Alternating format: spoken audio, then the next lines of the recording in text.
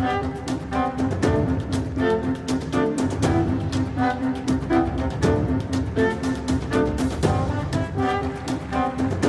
je vais commencer par donner la parole à ces militantes et ces militants qui ne sont pas candidats. Je vais commencer par donner la parole à Agit. Comment? Pour toi, ça commence. C'est bien d'abord. C'est comme vous voulez.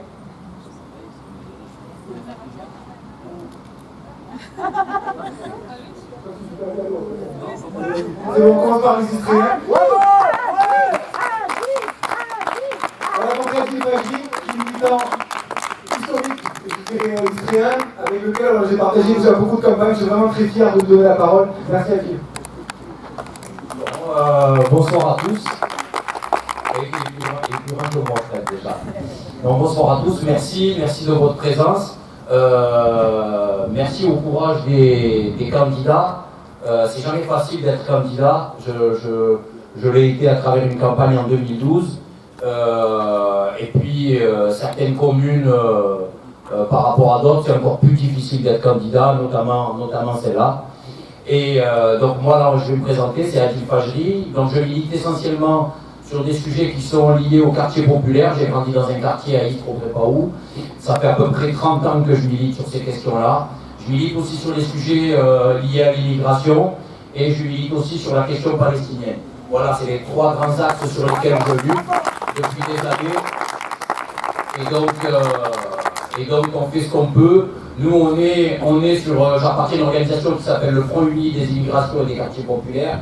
Et on souhaite un jour pouvoir émerger une structure nationale. Et en attendant, c'est difficile pour nous, pour plein de raisons, c'est difficile pour nous. Mais au moment des luttes, je disais dans une dernière vidéo, il y a les élections. On sait que certains d'entre nous pensent que les élections, ça n'apporte pas. Moi je pense que les élections en partie ça n'apporte pas s'il n'y a pas la question de la lutte sur le terrain. Il faut coïncider les deux, la lutte sur le terrain et les élections pour pouvoir faire émerger quelque chose et des idées. Et sur ça, nous, les militants des quartiers populaires, on a le soutien, en tout cas localement ici, des militants de la France Insoumise, de tous les gens qui sont autour de la France Insoumise, et ça c'est une réalité. Qu'on le veuille ou pas, dans les quartiers populaires, il y a beaucoup de monde dans un quartier, mais il y a très peu de militants. Il y a très peu de militants, c'est vrai. Et puis c'est dur de militer parce qu'il y a la précarité. Moi je fais partie des rescapés parce que aujourd'hui j'ai une situation qui me permet de militer, mais il y a tellement de précarité et de pauvreté dans les quartiers que c'est très difficile de militer. Et souvent le clientélisme ambiant, on préfère aller vers le clientélisme ambiant que de militer authentiquement sur les quartiers. Et il faut se battre contre ce clientélisme. Voilà, c'est important de le souligner sur la question des quartiers populaires. Pourquoi je soutiens ces candidats? Au-delà de l'amitié que je pourrais avoir avec certains, moi je dis souvent, je peux avoir des bons amis, mais si idéologiquement ça va pas, ça va pas, je vais pas les soutenir, ou bien au contraire. Ça peut être mon collègue, mon frère, même mon frère, hein. Mais si idéologiquement il marche pas dans le bon sens, je roule pas. Ça reste mon ami, on peut faire plein de choses, mais ces candidats je les soutiens parce qu'idéologiquement il y a une cohérence avec le national. Nous, concernant le vote dernier de 2017, de la France Insoumise, il manquait quelques voix et il manquait, je pense, beaucoup les voix des quartiers populaires. Et politiquement, la France Insoumise a fait des efforts, a fait beaucoup de travail, les militants en interne ont fait beaucoup de travail sur beaucoup de questions. Sur les questions liées à l'immigration, sur les questions liées à la Palestine et sur les questions liées aux violences policières. Et ça, moi en tant que militant de quartier, je le reconnais et il y a un bout de chemin à faire ensemble. Et pourquoi la cohérence avec le national? Parce qu'il y a aussi... on voit cet esprit. Aujourd'hui, même le Parti communiste, je suis désolé pour ceux qui sont communistes, pas localement, parce qu'il y a des bonnes choses qui se font avec le Parti communiste, mais il y a des incohérences les plus complètes. Quand on voit bien l'attitude de Fabien Roussel, quand on voit l'attitude du Parti socialiste, quand on voit l'attitude des gens qui étaient au Parti socialiste, qui sont avec Macron, et Macron sont revenus, toute cette marmelade qu'on retrouve dans les candidats qui sont là, mais il faut une cohérence et il faut que nous, on vote avec cohérence. Si on ne vote pas avec cohérence, on fait n'importe quoi et on peut aller au rond-point avec les gilets jaunes, combattre Macron et voter pour des candidats qui soutiennent Macron. Alors moi je demande aux Istriens d'avoir un peu de cohérence politique. On ne peut pas faire sur Facebook les gens qui militent contre Macron, les gilets jaunes, et derrière soutenir des candidats locaux qui ont fait tout et n'importe quoi avec Macron. Donc ça, il faut que ça soit bien clair. Le vote utile. Et quel vote utile? Quel vote utile? Votez vos convictions, faites avancer le programme. On a un candidat qui a fait 19,6%. Donc donnons de la force. Pourquoi? Parce que les élections départementales vont donner une impulsion pour les élections présidentielles. Et c'est maintenant qu'il faut se positionner. Et c'est maintenant qu'il faut mettre, j'allais dire, les soldats en route pour essayer d'avoir une victoire. Parce que la victoire, moi je suis pas un pro-Mélenchon, je vous le dis, mais la victoire est possible. La victoire est possible. Je souhaite que Mélenchon soit président, je l'assume, mais si Mélenchon, un jour, il se comporte mal ou qu'il fait des choses qu'on n'aime pas, eh bien on sera devant Mélenchon. Mais en tout cas, aujourd'hui, il faut le soutenir parce que c'est la seule alternative qu'on a.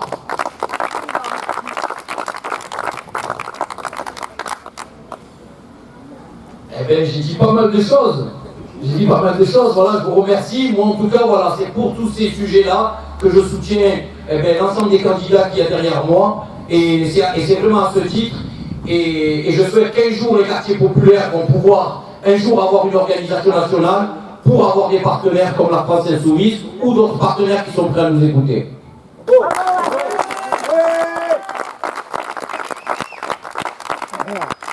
Merci beaucoup, Adil. Alors maintenant, je vais passer la parole à une camarade qui vient de Port-Saint-Louis. Elle est candidate dans le canton Arles-Port-Saint-Louis avec son camarade Laurent Roussel. Je vous demande d'accueillir donc Myriam Gaïtaki.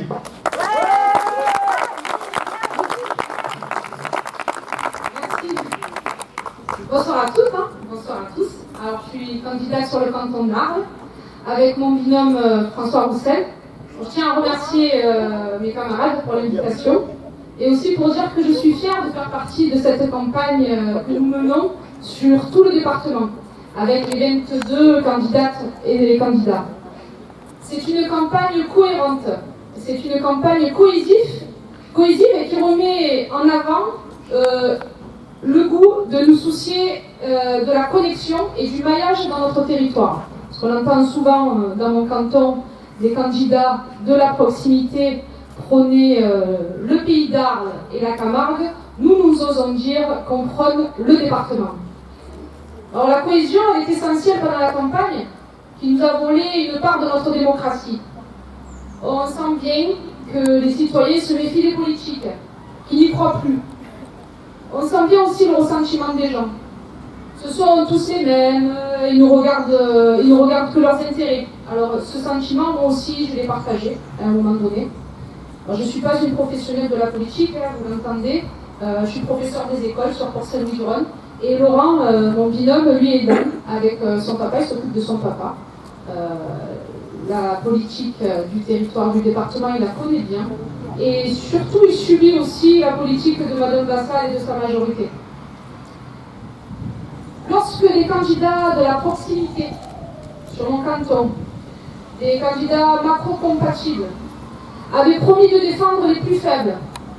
Je n'ai vu personne prendre les risques concernant le sort réservé aux migrants, le sort réservé à nos mineurs isolés par la majorité de Mme Vassal. Je n'ai vu personne non plus condamner les positions nauséabondes de la majorité métropolitaine et de sa motion culture. Je n'ai vu ni entendu personne condamner fermement, avec la vigueur, le silence des élus de la même majorité lorsque nous avons découvert les propos sur la ratonnade et l'incitation à la haine en plein conseil métropolitain. Je cite, il y en a marre des Arabes. C'est ça qui a été prononcé. Alors avec mes camarades de la France Insoumise, nous avons ce courage politique-là. Nous dénonçons, car nous croyons à la lutte pour défendre nos valeurs, sans le souci électoraliste. Alors ces valeurs-là, nous les portons pour les humains, mais aussi pour le vivant. Et tous les êtres avec lesquels nous partageons les écosystèmes et avec lesquels nous souhaitons vivre en harmonie. Je viens du canton d'Arles, et il ne vous aura pas échappé que dans cette même ville, le premier animal de l'année a été sacrifié pour combler l'ivresse de la culture tauromachique. Cette culture qui crée le malaise, mais que les politiques et les candidats de la proximité ne dénoncent pas, ou pire, défendent dans leur programme. Comme 74% des Français, nous pensons que l'on reconnaît la grandeur d'une nation à la façon dont celle-ci traite ses animaux. Bravo.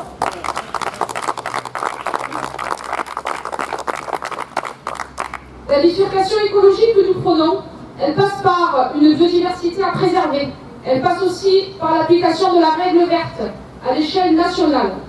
C'est pour cela que nous viendrons en soutien aux associations et aux collectifs citoyens qui luttent pour la préservation de la faune sauvage et la cause animale.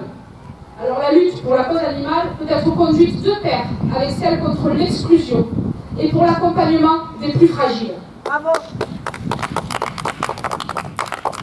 Car nos animaux sont souvent les seuls compagnons qui nous restent. Ils sont souvent les plus proches quand on est frappé d'un handicap ou tout simplement quand on est exclu de la communauté sociale. Nous multiplierons donc les initiatives pour faciliter la présence de l'animal au titre de l'accompagnement thérapeutique, parce que l'animal fait aussi partie du soin. Nous mettrons en place pour les personnes en grande précarité, âgées ou en situation de handicap, un accueil permanent, en foyer, en EHPAD, des animaux de compagnie. Nous offrirons la possibilité d'un plein accueil des animaux de compagnie dans les centres d'hébergement temporaire, des personnes sans domicile fixe, ainsi que des centres dédiés à l'accueil de nos jeunes migrants. Enfin, compte tenu du coût actuel de la prise en charge, alors moi j'ai un chat, je suis une bourgeoise comme dit notre ami de Ruffin, je suis une bourgeoise et c'est très cher. Il y a eu un mois, juste parce qu'il s'est pris des plombs, j'ai payé 200 € une facture pour mon animal. C'est pas possible. Nous mettrons en place donc une unité publique de soins vétérinaires pour les plus démunis à l'échelle de tous les départements. Notre mouvement s'inscrit dans un développement durable. Alors, parce qu'on doit marcher sur nos deux jambes, l'une sociale et l'autre écolo, nous sommes là aujourd'hui devant vous pour prôner un département solidaire qui s'inscrira dans un projet qui fera honneur à l'ensemble du vivant. Je vous remercie.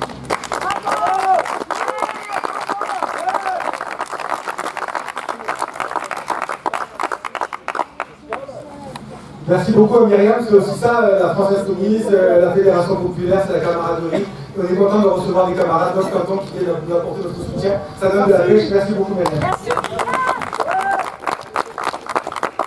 Alors, je vais vous présenter maintenant, lui il est candidat. Il est remplaçant, suppléant, je ne sais pas comment on dit, un remplaçant, c'est ça. C'est un autre sous-celle encore.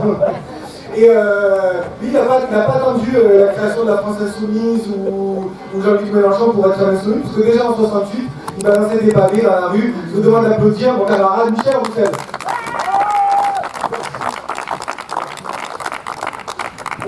Merci d'être là, d'abord pour soutenir donc la seule candidature de gauche de ce canton, parce que à l'époque j'étais extrême gauche, mais bon, par définition, pour qu'on soit d'extrême gauche, il faut qu'il y ait une gauche quelque part. Alors si vous la trouvez, vous me trouvez, mais moi je ne l'ai pas trop vu, donc on va dire que les seuls candidats vraiment de gauche de ce canton. Je voudrais développer une question qui me tient à cœur depuis une trentaine d'années, puisque c'est partie de mon travail de pédiatre, de neuropédiatre, c'est celle des personnes handicapées, des enfants handicapés en particulier. Je vais rebondir un peu sur ce qu'a dit la camarade Dahl tout à l'heure, en expliquant que la question de la prise en charge des personnes handicapées est tout à fait cruciale et fondamentale. Je ne vais pas me faire un cours d'histoire, mais on va revenir un peu en arrière sur cette question-là, parce que j'ai quelques minutes pour développer. Cette question-là a traversé l'histoire depuis très longtemps et a été traitée de manière extrêmement différente selon les époques. Dans la Rome antique, par exemple, la question ne se posait même pas, puisque les enfants qui naissaient handicapés ne furent éliminés par le patricien, la coupe des glaives, par exemple, et donc on ne se posait pas la question de leur prise en charge. Par la suite, au Moyen-Âge, c'était un peu différent, on a tendance un peu à les parquer. Si vous avez lu Notre-Dame de Paris, vous avez vu comment Victor Hugo traite la question dans La Cour des Miracles, où les personnes handicapées étaient parquées dans des ghettos, et où on ne les tuait pas, mais on n'avait pas le moyen de survivre, et ils avaient vivé de mendicité.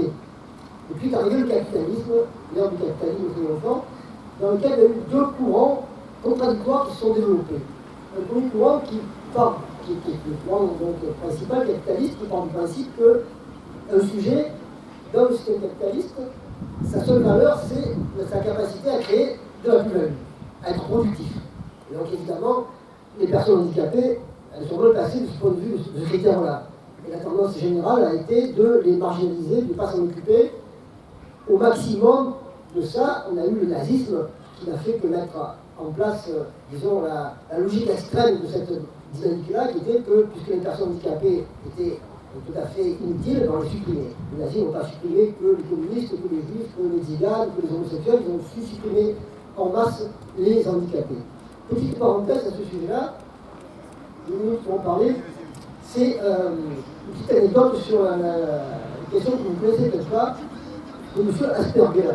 M. Asperger, qui est connu comme étant l'inventeur en quelque sorte de son syndrome, le syndrome Asperger, que tout le monde connaît, qui concerne les autistes dits de haut niveau intellectuel. Il y a quelques temps, on s'est rendu compte que ce M. Asperger n'était pas un type très fréquentable. En réalité, ce médecin allemand des années 35, 40, par là, en fait, il donnait des diagnostics uniquement en fonction de l'argent que lui remettaient les parents. Si les parents étaient frustrés qu'ils avaient les moyens de lui payer, eh bien l'enfant était déclaré autiste de haut niveau, ça ne s'appelait pas encore Asperger à l'époque, et il était sauvé. Et s'il était malheureusement d'une famille pauvre qui ne pouvait pas payer, quel que soit son niveau réel, en fait, il était déclaré autiste de bas niveau, handicapé mental, et il était éliminé. Alors depuis quelques années, on a décidé que, en médecine, on n'appelait plus ce syndrome Asperger parce que c'est assez insupportable de donner le nom d'un syndrome à un aussi triste titre. Donc les nazis ont tracé ça de cette manière-là, puis il y a eu quand même en sens inverse une tendance qui partait des Lumières, qui partait de la solidarité, qui partait de la fraternité, qui a essayé de se battre pour faire toute leur place aux personnes handicapées. Et cette tendance-là, elle existe toujours. Elle a eu un peu son apogée en 2005, quand il y a eu la loi sur le handicap, qui a apporté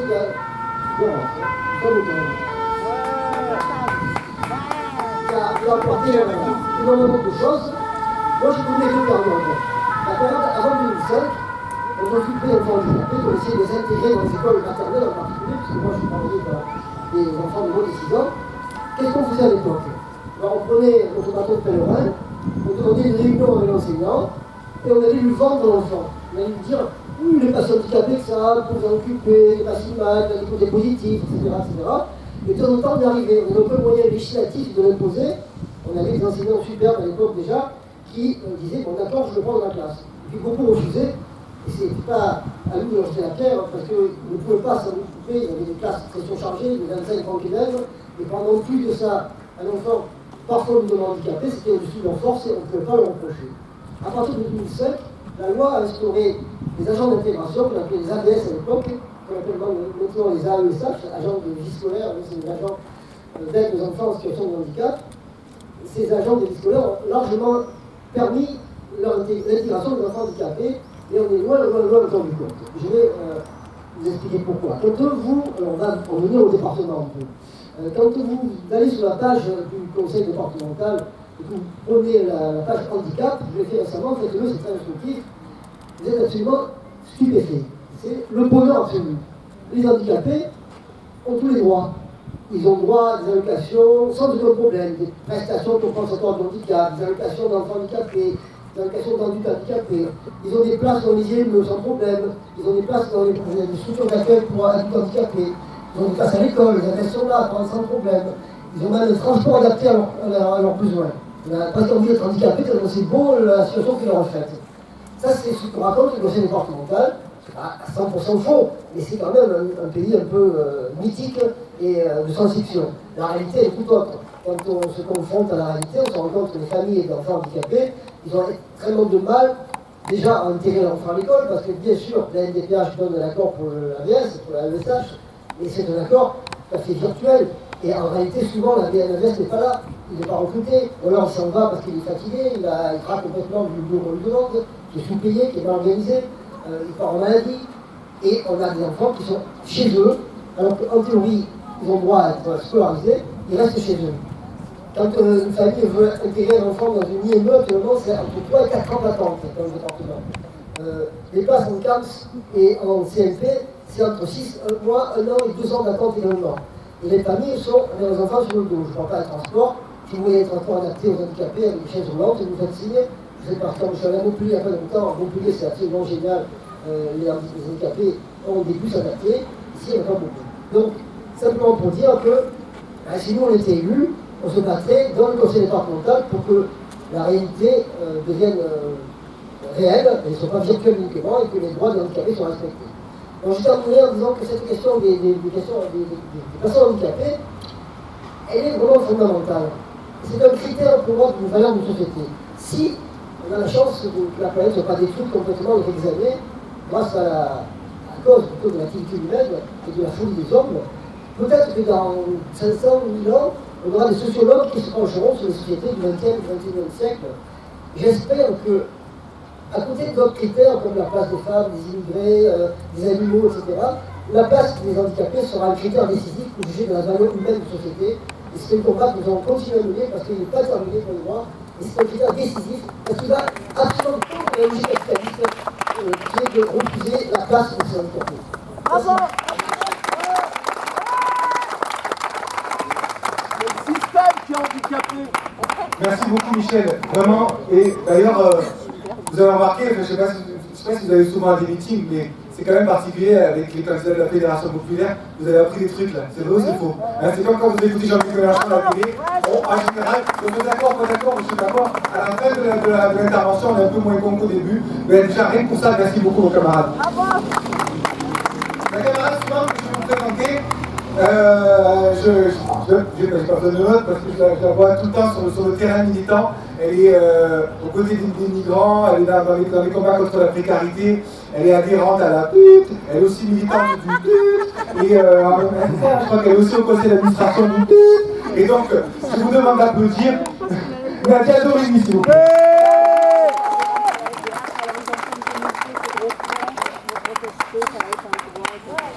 Bonjour à tous et toutes. Bon, comme il a dit mon camarade Fred, effectivement, je ne suis pas du tout un animal politique, pour employer la formule consacrée. Moi, je suis une militante depuis très longtemps, que ce soit pour les droits de l'homme, que ce soit pour l'écologie, que ce soit pour la défense de la laïcité, et j'en passe. C'est vraiment quelque chose qui me tient à cœur depuis toujours, en fait, quand j'y pense. Donc, pourquoi je suis là avec vous? Je suis là avec vous, tout simplement, parce qu'en tant que femme, en tant que mère, en tant que citoyenne, à un moment donné, qu'est-ce que vous voulez, quand j'entends sans arrêt des discours qui vont à l'encontre de ce que je crois, au-delà de mes convictions profondes, et qui, par rapport aux enfants mineurs isolés, c'est vraiment un sujet qui me tient en cœur, les mineurs isolés. Je travaille dans un collège, j'ai des enfants, je suis grand-mère, et pour moi, les enfants, c'est vraiment un domaine qui mérite toute notre attention, parce que c'est l'avenir, les enfants. Tout qui viennent, tout qui soient. Merci. Donc, à entendre tout ça, en fin de compte, qui sont rejetés, ils sont traités des criminels, certaines personnes disent qu'en fin de compte, ils n'ont rien à faire ici. Voilà. Et à un moment donné, j'ai dit non. À un moment donné, en tant que personne, en tant que militante, je me suis dit non, il faut faire quelque chose. Je peux rester là, les bras croisés, attendre que ça se passe, et vraiment, ça ne se passe pas. Donc, je pense que chacun de nous peut agir pour que les choses changent. Attention, pas pour un monde d'après qui est pareil que le monde d'avant, de toute façon, voire pire. Car franchement, ça fait 40 ans que le monde avance sur une jambe. Il serait temps qu'il avance sur les deux. Mais pour un réel changement qui prendra en compte les aspirations et les combats futurs pour nos enfants. Vos enfants. Pour qu'ils puissent continuer à respirer, à vivre dignement dans un monde solitaire. Pas coupé et avec un rejet des autres. Parce qu'en fin de compte, les autres, c'est nous, c'est vous, on est tous nôtres des quelqu'un. Donc, ces jours-ci, j'ai beaucoup tracté. J'ai rencontré pas mal de monde. J'ai découvert des cartouristes que je ne connaissais même pas.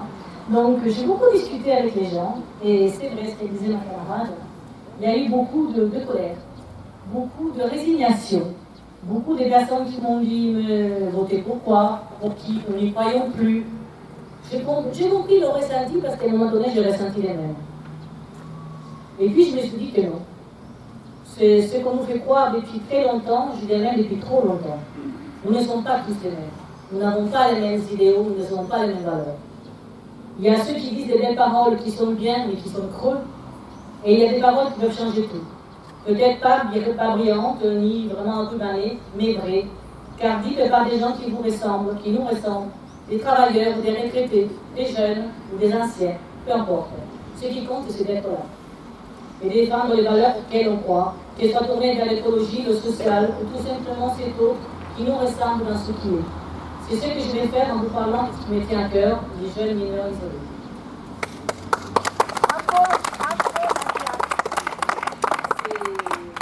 Ces minots, parce que c'est des minots en fait, venus d'ailleurs et qui, de la différence de certains dorment à la rue, ce sont des enfants en danger. La prise en charge des jeunes mineurs non accompagnés s'inscrit en fait dans le cadre général de la compétence de la protection de l'enfance. C'est transféré au département par l'acte 1 de la décentralisation. Ce dispositif de mise à l'abri est défaillant, et même très défaillant. Se cachant derrière un manque de moyens financiers, malgré un renfort de moyens qui les sont loués par l'État, le département, de manière systémique pour ne pas dire délibérée, ne remplit pas sa mission de mise à l'abri immédiate des jeunes migrants.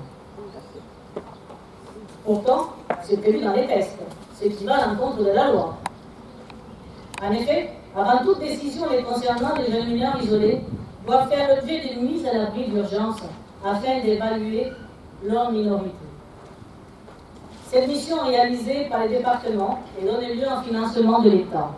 Une fois leur minorité établie, par ordre de justice, ils seront confiés aux collectivités départementales qui les prendront en charge dans le cadre général de la compétence de protection à l'enfance. Vu que ça ne se fait pas. Depuis 3 ans, régulièrement, Madame Vassal est condamnée par le tribunal administratif de Marseille, qui ordonne au département des Bouches-du-Rhône d'actualiser la liste des mineurs isolés présents sur notre territoire. Une liste qui, au jour d'aujourd'hui, est loin d'être établie. On ne se touche pas combien exactement il y en a qui dans la nature. Parce qu'il faut leur assurer dans un délai de 15 jours l'assistance et la mise à l'abri à laquelle ils ont droit comme tout le monde, d'où qu'ils viennent. Et le jugement dernier, c'est mars 2021, c'est pas dur. Ces jeunes mineurs, qui devraient être mis à l'abri tout de suite, c'est fait seulement après 75 à 90 jours en moyenne. C'est aujourd'hui. Ce qui fait que trop souvent, ils sont exclus du fait du système de protection de l'enfance. Un petit détail, le dispositif, ça c'est la Cour des comptes, de plus en plus défaillant. Le département a d'ailleurs été condamné à payer des frais de justice en astreinte de près de 500 000 € entre 2007 et 2019, à la suite des référés liberté demandant l'exécution de décisions de justice. On se demande qu'est-ce qu'ils auraient pu faire d'autre plutôt que de payer 500 000 € d'amende. S'ils feraient le nécessaire, ces référés n'auraient pas eu lieu et ils auraient pris en charge les enfants dans le temps imparti. Depuis plusieurs années, il y a bien une centaine, voire 50 mineurs qui sont à la rue. Voilà. Les associations sont d'ailleurs très, très inquiètes de ces jeux. Je ne sais pas si vous avez entendu parler à ce moment. Il y a une espèce de jeu ping-pong qui s'est fait entre l'État et le département. Le département estime que les jeunes mineurs isolés, c'est des migrants comme tout le monde, comme des majeurs. Donc il dit, l'État, c'est vous qui devez en occuper. L'État dit, pas du tout, c'est le département qui va en occuper et c'est donc l'ASE. Ils se font une espèce de jeu ping-pong tous les deux et pendant que certains abordent, les enfants ils craignent. Parce qu'en fait, c'est des enfants qui sont là. J'ai eu souvent affaire, pendant une mission de militant, sur le terrain, d'avoir affaire à des jeunes, il y en a qui ont dormi à la maison, il y en a qui, à 11h du soir, en train de chercher l'hébergement pour les autres jeunes qui étaient à la rue. Et c'est vraiment quelque chose qui est terrible. Vous voyez des enfants qui ont 15, 16, 17, 18 ans, qui ont 17 ans la plupart du temps, et qui en fin de compte, ils sont complètement arrivés. Ils ont traversé des choses qui sont vraiment terribles. Ils ont traversé, ils sont partis de chez eux, ils ont parti pour marcher pendant un mois avant d'arriver. Ils ont traversé la plus petite chose, la Libye. Libye, pays sûr. C'est tout sauf un pays sûr en fait. Hein. Je suis un petit peu perdu, voilà. Ils viennent de Guinée-Conakry, d'Afghanistan, du Pakistan, d'Afrique subsaharienne la plupart du temps. Ils sont partis à pied et mis plusieurs mois avant d'arriver ici. Ils ont traversé donc la Libye, pays jugé sûr mais qui commet des atrocités, telles la torture, l'esclavage, la traite des êtres humains. Et ça, il faudrait être nombreux à le dire parce qu'ils veulent absolument de plus en plus, je dirais, déplacer les problèmes pour que les vies, ça fait en Libye ou d'autres endroits de la Méditerranée, en fait compte, loin des yeux du cœur, ça n'occupe pas, le problème n'existe plus. Donc, ce qui se passe beaucoup, j'entends parler par rapport au département, des considérations budgétaires, des statistiques bidouillées. Moi, ça me fait bondir. Parce que quand on parle d'enfants, dans les statistiques, non, ça va pas, on ne parle pas les chiffres. On parle ici d'enfants, et parler d'eux en ces termes, c'est leur ôter l'humanité en les dépouillant de leurs droits. Ils sont tous enfants. Les miens, les vôtres, ils ont un nom, un visage et une histoire. Ils s'appellent Abdallah, Ousmane, Dioudé, Jalil. Ils ont entre 15 et 18 ans. Et ils ne demandent qu'à vivre comme tous les enfants du monde. Beaucoup sont orphelins, ils sont blessés dans leur corps, mais surtout dans leur âme, par toutes les atrocités vécues qu'aucun enfant ne devrait vivre. N'est pas leur tendre la main, n'est pas leur donner ces minimums d'aide auxquels ils ont droit pour se reconstruire. C'est non seulement se régner soi-même, mais c'est également contrevenir à la justice de notre pays et à la Déclaration universelle des droits de l'enfant, qui stipule clairement, article 1, la Convention concerne tous les enfants de moins de 18 ans et ils ont droit à la protection. Article 2, les pays doivent respecter et protéger les droits de tous les enfants sans discrimination.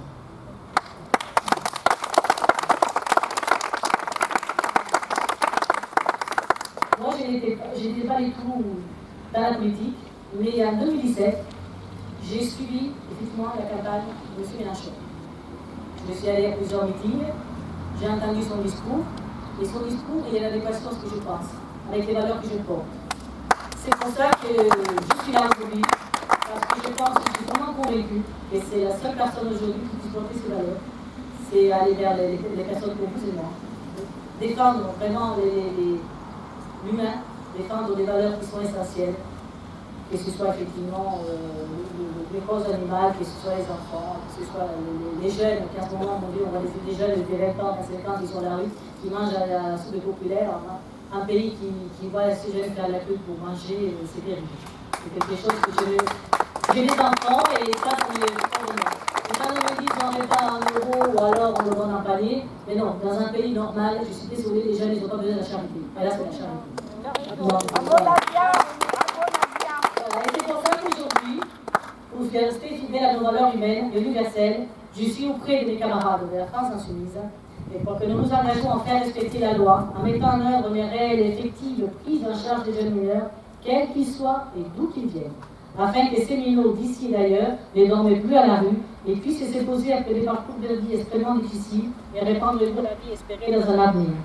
Nous mettrons en route un plan de formation ambitieux, prenant en considération de manière globale tous les aspects de leur prise en charge et de leur spécificité, pour donner à tous ces enfants toutes les chances d'intégration réussie pérenne, afin que notre département, terre d'accueil depuis toujours, ne soit plus rappelé à l'ordre par ses manquements, mais pour ses engagements. Je terminerai avec 2 phrases que j'aime beaucoup. Nelson Mandela a dit « Cela semble toujours impossible jusqu'à ce qu'on le fasse, et ensemble on peut le faire. » Je m'appelle Initiative, nous avons besoin des leaders qui ne sont pas amoureux de l'argent, mais de la justice, qui ne sont pas amoureux de la publicité, mais de l'humanité.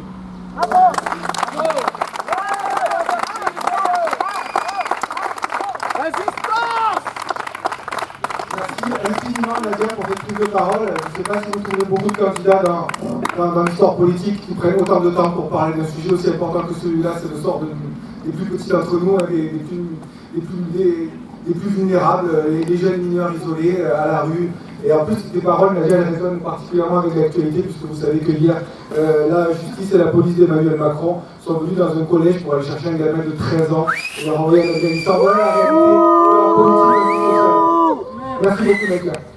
Merci. Alors, vous avez encore de l'enthousiasme pour la prochaine candidate qui est tête de liste sur le canton de Istres-Fosse-Saint-Mitre. C'est une camarade qui a des semaines qui sont usées par des kilomètres et des kilomètres de manifestations. On va voir dans toutes les manifestations, sur les ronds-points des Gilets jaunes qu'elle a occupés avec ses camarades. Tu peux y aller, c'est ça. Je vous demande de faire un accueil très chaleureux à Magali Danedi.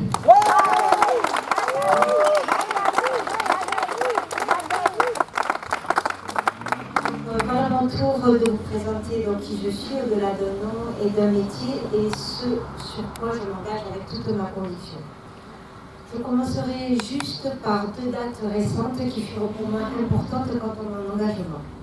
La première est celle des présidentielles de 2017 et la seconde le 17 novembre 2018.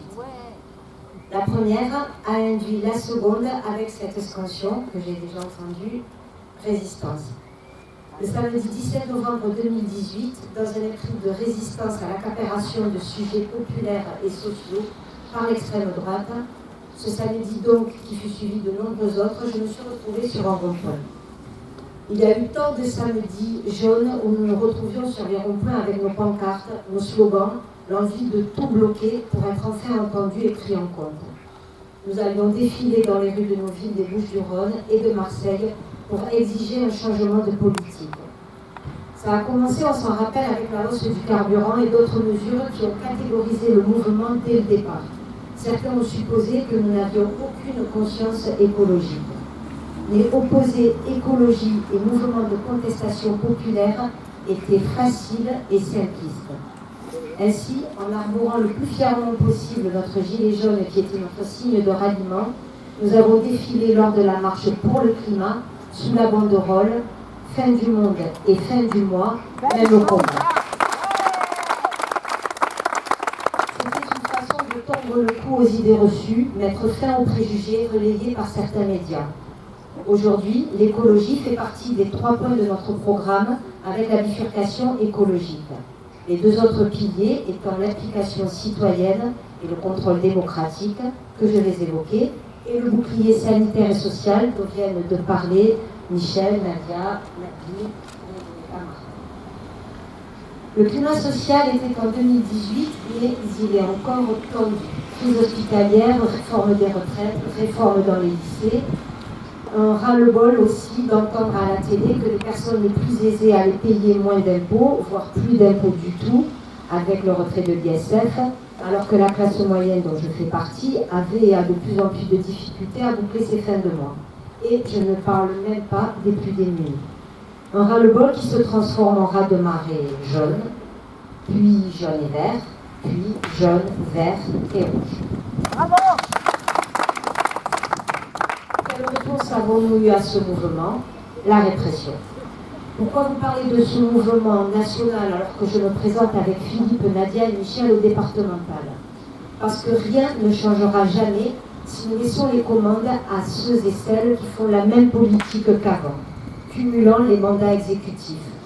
Nous sommes ceux qui voulons redonner au mot politique toute sa noblesse, car quand on entend politicien, politicienne actuellement, et ici dans le canton de Istres, Fos-sur-Mer et Saint-Litre, on a plutôt l'impression d'entendre un gros mot. Les sujets qui ont été développés par Michel et Nadia mettent le relief sur des personnes, des vrais gens, avec un nom, un prénom, une histoire, et qui vivent une situation injuste, souvent difficile. Des vrais gens comme nous le sommes aussi. Alors de quelle politique parle-t-on? Celle qui favorise le clientélisme ou celle qui se met au service de l'intérêt général? Vous avez deviné que nous n'avons, mes camarades, copains, copines insoumis, insoumises, aucune acquaintance avec quiconque. Et que nous incarnons bien au contraire une rupture totale avec la politique des arrangements. Parce que, comme dit un groupe toulousain, que j'apprécie beaucoup, il n'y a pas d'arrangement, pas de grimace. Bien au contraire. Les actions que nous engageons à mener, Michel, Nadia, Philippe et moi, seront pensées avec vous, débattues en assemblée citoyenne, et nous voulons ainsi rendre aux citoyens, aux citoyennes, la maîtrise de leurs biens communs. Comment?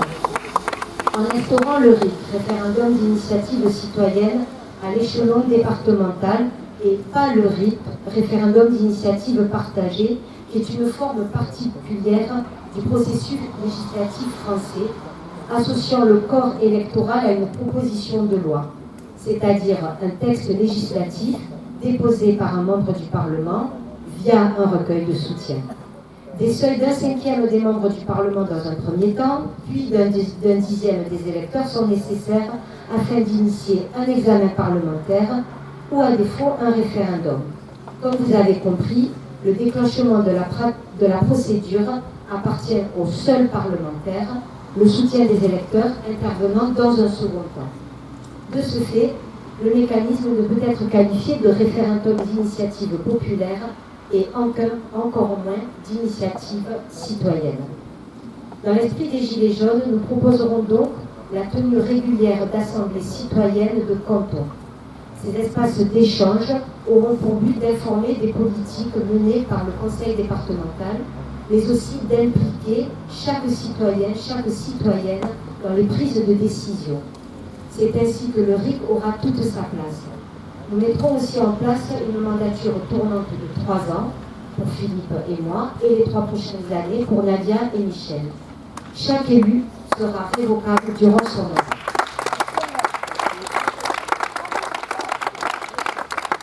Cette implication citoyenne et ce contrôle démocratique est un des piliers de notre programme.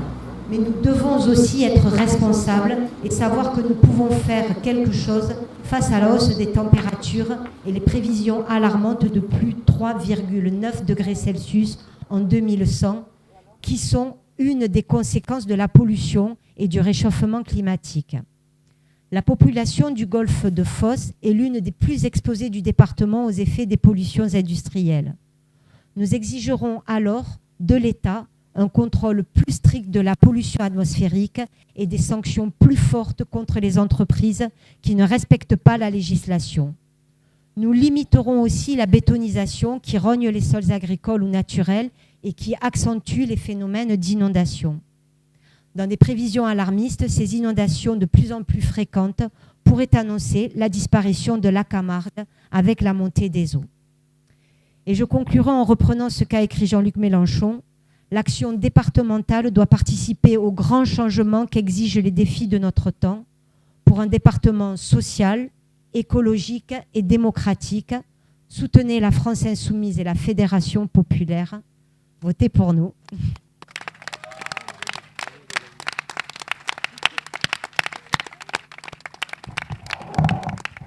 Je sais pas vous, mais moi je trouve que pour des gens qui n'arrêtent pas de dire qu'ils sont pas des professionnels de la politique, blablabla, blablabla, leurs textes ils sont particulièrement percutants, émouvants et sincères. Je crois qu'on peut les applaudir à nouveau. Vraiment sans langue de bois. Ouais, je râle un peu, j'aurais aimé être candidat, sauf que c'est pas possible chez nous parce qu'il n'y a pas de cumulard. Alors, du coup, vu que vous avez encore un petit peu d'énergie, qui fait bon et tout, qu'on est bien entre nous, je vais vous demander de garder encore un petit peu de patate pour le prochain candidat que je vais vous présenter. J'ai vraiment beaucoup de plaisir à vous présenter. D'abord parce que c'est un ami, parce que c'est un camarade très cher, parce que je sais sur qui on peut compter quand il y a un souci. Je ne sais pas si vous savez, quand il y a eu, je donne un exemple, hein, la construction d'un collège privé à Saint-Mitre avec l'argent public, devinez sur qui on a pu compter pour animer la lutte. Voilà. Je sais sur qui on peut compter à chaque fois qu'il faut se battre contre les injustices, à chaque fois qu'il faut dénoncer le racisme, à chaque fois qu'il faut se lutter contre le réchauffement climatique. Je vous demande de l'accueillir bien fort. C'est monsieur Philippe Sénégas.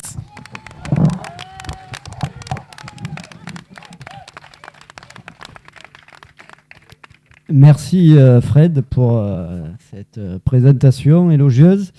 J'avais prévu de dire bonsoir à toutes et à tous, mais je vous ai tous vus, je crois, donc je vais gagner du temps. Bon, merci d'avoir répondu présent à notre invitation. Comme vous le savez peut-être, on a repris pour notre campagne le slogan de Ruffin. Ils ont l'argent, on a les gens. Ce soir, je vais commencer par rendre hommage à tous ces camarades d'Istres, de Fos, de Saint-Mitre, tous ces gens donc, qui ont répondu présents, qui soient d'Istres, de Fos, de Saint-Mitre, de Martigues, de Port-de-Bouc, voire de Port-Saint-Louis, comme le démontre la présence de notre camarade candidate Myriam Kedadji avec nous ce soir. Donc tous ces camarades, toutes ces camarades et ces camarades, donc sans qui la campagne n'aurait pas été possible. Donc vraiment, au nom de l'équipe des candidats de la Fédération populaire du canton d'Istres, merci du fond du cœur à toutes et tous. Ils se reconnaîtront, mais il y en a l'essentiel est présent ce soir. Donc grâce à vous, notre cri de ralliement n'a pas été des paroles en l'air, mais une réalité qui s'est vérifiée dans les faits. Si demain nous sommes élus, avec nos partenaires de la Fédération populaire des autres cantons, nous ferons en sorte, de la même manière, que tous les engagements que nous avons pris à travers notre programme se vérifient aussi dans les faits. Notre programme, vous le savez peut-être, se décline en 3 axes. Tout d'abord, la bifurcation écologique. Non pas parce que l'écologie a le vent en poupe et qu'elle représente aujourd'hui un bon moyen de se recycler pour le premier politicien venu. Je pense bien sûr au candidat Europe Écologie Les Verts, parachuté de Vitrolles qui se présente face à nous. Ce cher écologiste de la 25e heure se présente aujourd'hui repeint en vert après avoir été le représentant de La République En Marche jusqu'en 2019 sur la commune de Vitrolles. Non, l'écologie est un sujet bien trop sérieux pour le confier à quelques opportunistes qui veulent nous faire croire qu'il suffirait de verdir le capitalisme pour le rendre écolo-compatible. Non, nous sommes persuadés qu'il faut amorcer une transition écologique en profondeur. pour ralentir un dérèglement climatique qui menace la survie de nos sociétés modernes. Les incendies qui ont ravagé les massifs forestiers des 3 communes du canton l'été dernier nous l'ont rappelé. Certains se sont rassurés en faisant porter la seule responsabilité de ce désastre écologique à quelques pyromanes, mais tous les scientifiques nous apportent la démonstration que ces incendies, tout comme les épisodes caniculaires, vont se multiplier dans les années à venir si nous ne prenons pas des mesures drastiques. La situation est grave, mais elle n'est pas désespérée. Nous sommes la dernière génération à pouvoir inverser la tendance. Et à ce problème global qui est le réchauffement climatique, nous pouvons apporter des solutions locales. Le département peut être un précurseur de la transition écologique en protégeant la biodiversité des espaces naturels par l'acquisition et la gestion publique, en favorisant l'agriculture paysanne et biologique, les circuits courts et les pratiques non polluantes et économes en eau, en développant les transports individuels et collectifs propres de ville en ville, en luttant contre la précarité énergétique et en développant les énergies renouvelables.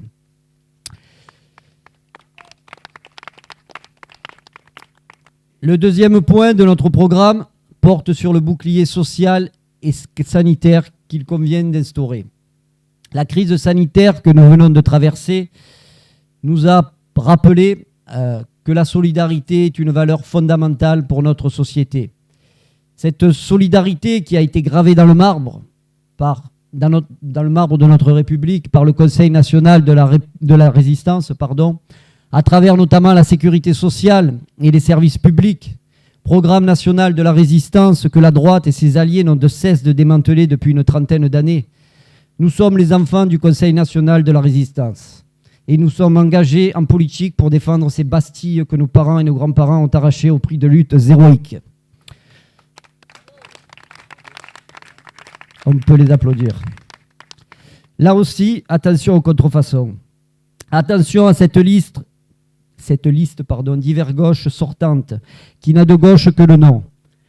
Quelle crédibilité peut avoir une liste dite de gauche, dont le candidat suppléant, le maire de Saint-Mitre-les-Remparts, a été le porte-parole de François Fillon sur le canton lors des dernières élections présidentielles?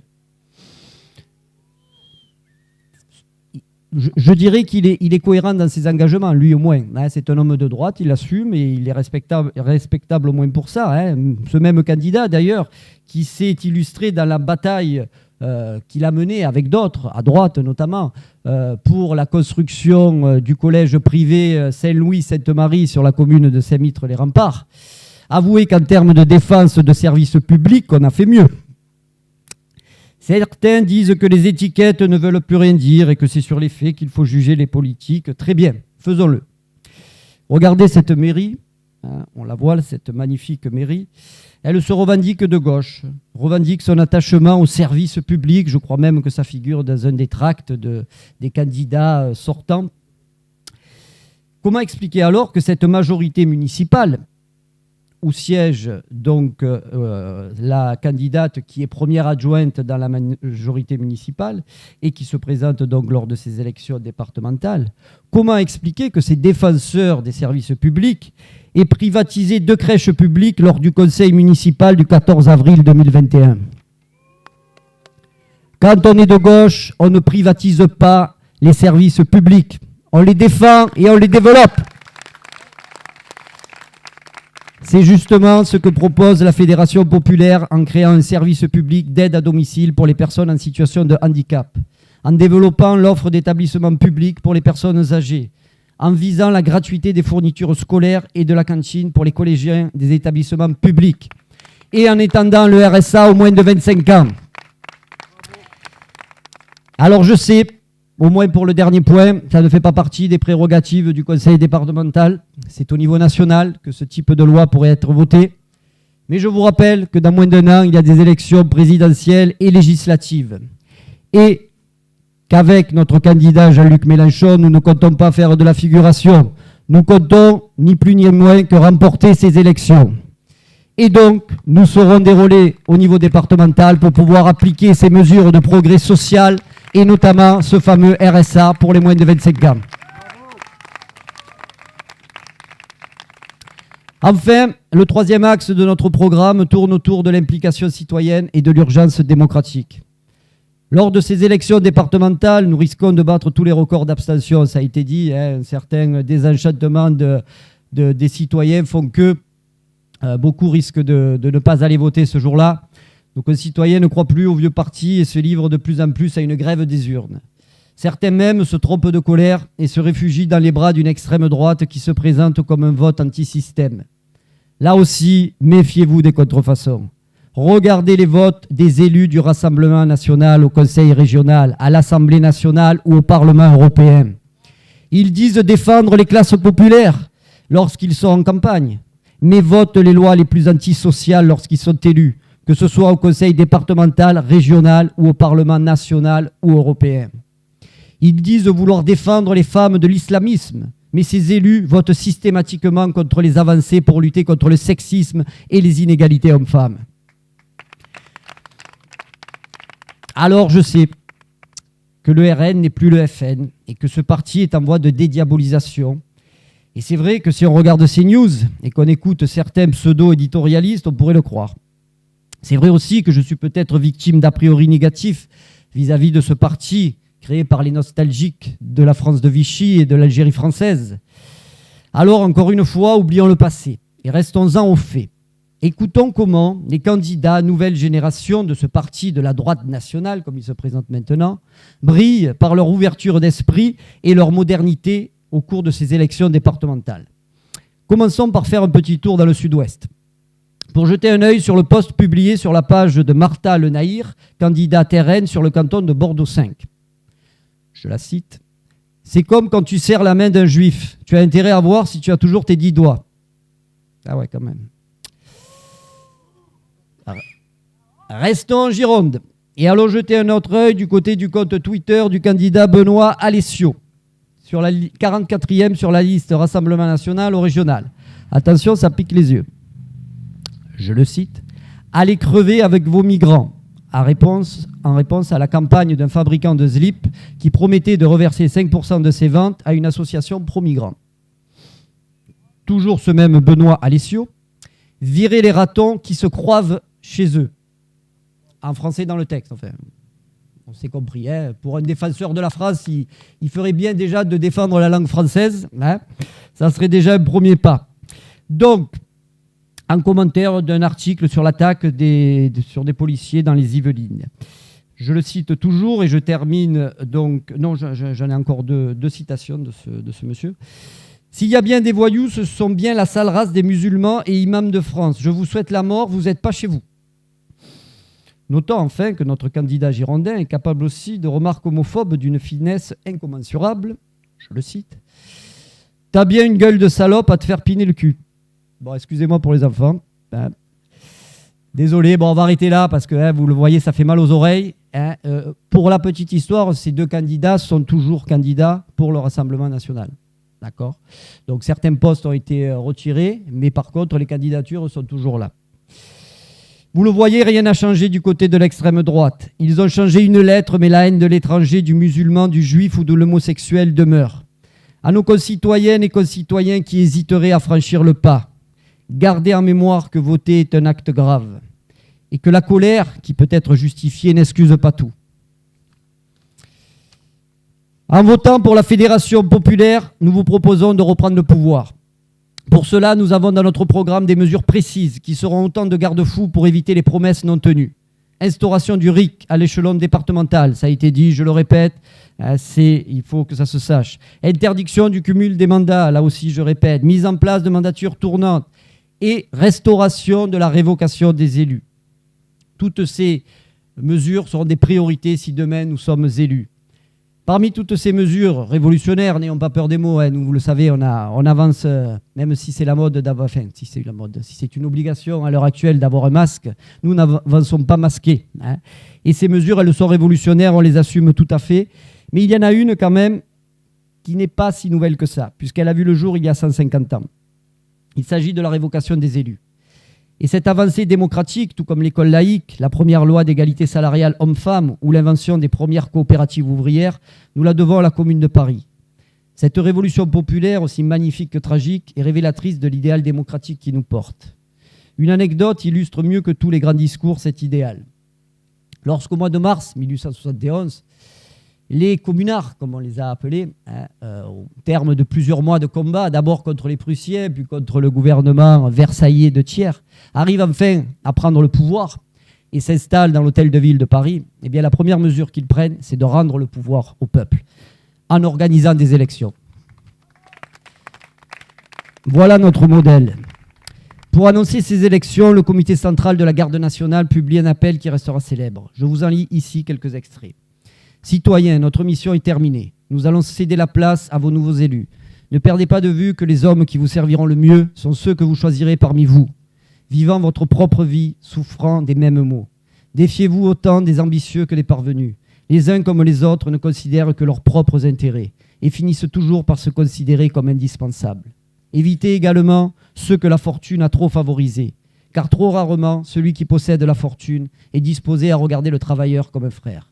Nous sommes convaincus que si vous tenez compte de ces observations, vous aurez enfin inauguré la véritable représentation populaire. Vous aurez trouvé des mandataires qui ne se considéreront jamais comme vos maîtres. On peut applaudir. 150 ans après, nous nous présentons à vous comme les enfants de la commune.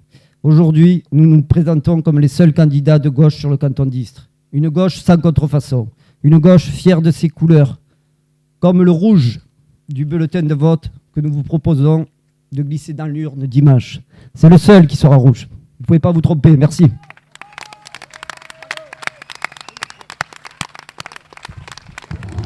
Oui, on peut les applaudir à fond, ceux-là.